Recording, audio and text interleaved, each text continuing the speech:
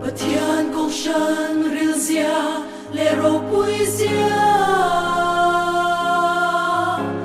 Amat hisen na lei le din ani A intiang le zena atana sia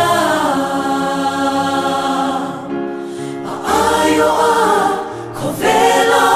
da ani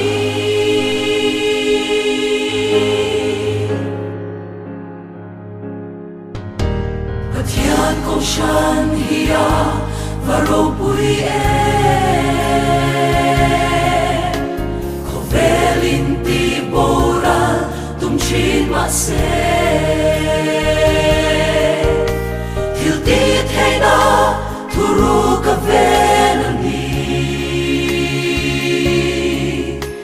Awa him se ang chatuan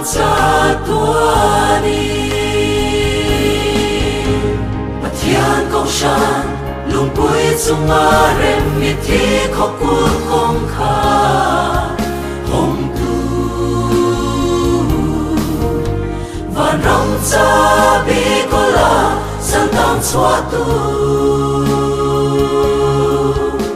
kho vel thi me tu chu kong shan ani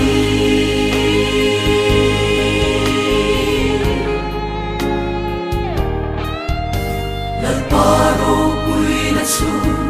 elei ko sha Ama a suai hong chuan en kim hi pi Mi cha le cha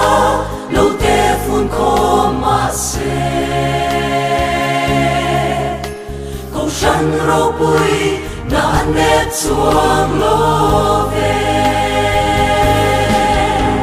Pathian kong shan lung pui chung a rem mi thi kho kul kong kha hong tu van rong cha bi ko la sang tang chua tu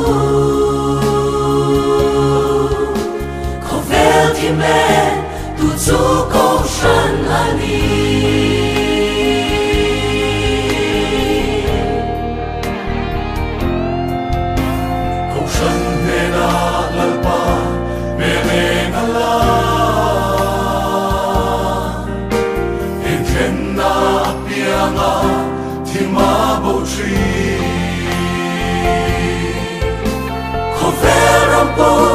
Krista tan chun en hi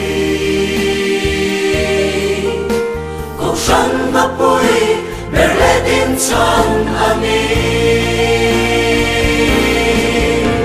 Pathian kong shan lung pui chung a rem mi thi kho kul kong kha hong tu van rong cha bi ko la sal tang chua tu